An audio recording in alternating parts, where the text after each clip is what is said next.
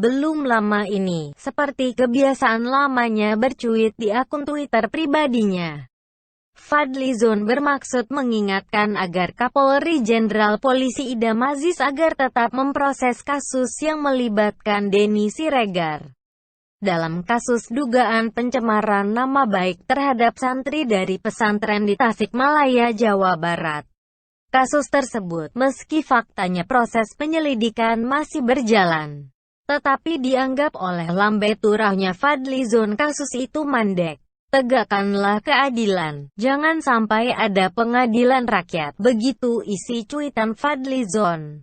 Karuan saja cuitan ini membuat Muanas Al-Aidid tidak tinggal diam. Merasa kliennya diusik dengan nada cuitan terkesan menuduh dan memprovokasi khas gaya cuitan Fadlizon. Muanas lantas membuka dua kartu yang bisa dibilang aib Fadlizon terkait kasus hukum yang menyangkut dirinya, tetapi sampai sekarang belum juga jelas bagaimana perkembangannya. Dua kartu yang bisa saya umpamakan kartu mati, yang seharusnya bagi orang normal yang masih punya rasa malu, takkan berkoar-koar atau mengucapkan tuduhan soal diskriminasi hukum. Kecuali bagi orang yang sudah putus urat malunya. 1. Kartu mati terkait kasus lagu Potong Bebek Angsa. Kita tahu betapa ramainya kasus ini pada waktu itu. Selain menggubah lirik lagu seenak kudelnya tanpa perizinan dan aturan yang berlaku, isi dari gubahan yang dibuat Fadlizon juga bisa dibilang tidak bermutu. 2. Kartu mati terkait kasus hoaks Ratna Sarumpait. Kasus ini rasanya juga bisa dibilang mandek kalau tidak boleh disebut berjalan sangat lamban seperti siput.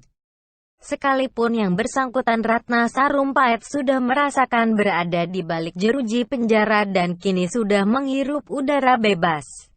Namun, Fadlizon sendiri sebagai pihak yang seharusnya ikut bersalah dalam kasus tersebut, masih tetap bisa lenggang kangkung sambil melontarkan panah-panah beracun dari cuitan di akun Twitter pribadinya.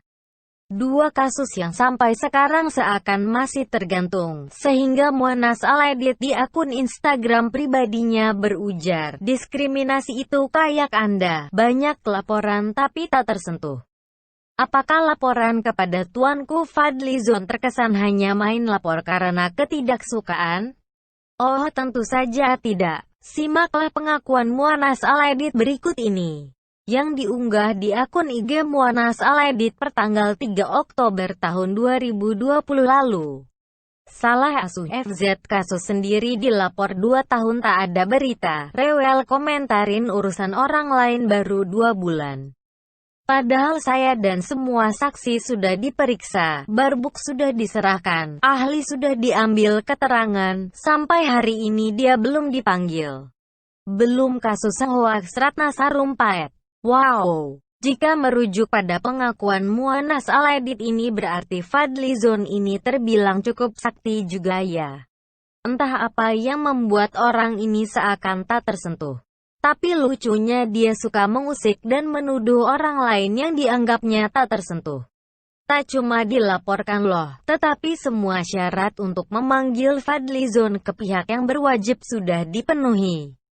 Tetapi ajaibnya makhluk yang satu ini belum juga dipanggil. Siapa sih kira-kira backingnya? Apa sih yang ditakutkan dari Fadlizon? Kalau dipanggil, memangnya terus dunia runtuh ya? Mungkin ada yang bisa bantu menjawab. Namun, apapun jawaban atau alasan dibalik masih amannya seorang Fadlizon dengan segala ulahnya, saya melihat paling tidak 2 kartu mati di atas dapat selalu dikeluarkan, baik untuk menyindir Menskakmat atau menabok di kolom komentar media sosial setiap kali Fadlizon nyinyir atau mangap soal diskriminasi hukum. Kartu mati yang bisa terus dimainkan. Seperti halnya kasus Roy Suryo dengan perkakas Kemenporanya, yang meskipun diakui oleh Roy Suryo bahwa dirinya tak bersalah menurut keputusan pengadilan, tetapi publik khususnya netizen sudah kadung mencap Roy Suryo sebagai sosok yang pernah menilep perkakas Kemenpora dengan jumlah yang tidak tanggung-tanggung. Jangan lupakan pula soal tidak hafalnya orang ini dengan lirik lagu Indonesia Raya. Jadi, dalam hal ini saya sekubu dengan Muanas Alaidit, bahwa sebaiknya Fadlizon tidak bacot dulu soal diskriminasi hukum atau pura-pura mengingatkan kasus hukum orang tertentu yang kebetulan berbeda kubu dengan dirinya. Karena Fadlizon sendiri punya dua kartu mati yang bisa kita mainkan juga untuk merespons dirinya. Wong dia sendiri masih punya setidaknya dua kasus hukum yang kita harapkan dalam waktu dekat ada kelanjutannya, supaya terbangun keyakinan publik bahwa kedudukan setiap orang sama di mata hukum. Kalau Denny Siregar bisa diperkarakan, lalu dianggap Fadlizon dapat dituntaskan kasus hukumnya dengan pengadilan rakyat, berarti terhadap Fadlizon juga bisa dilakukan hal yang sama bukan?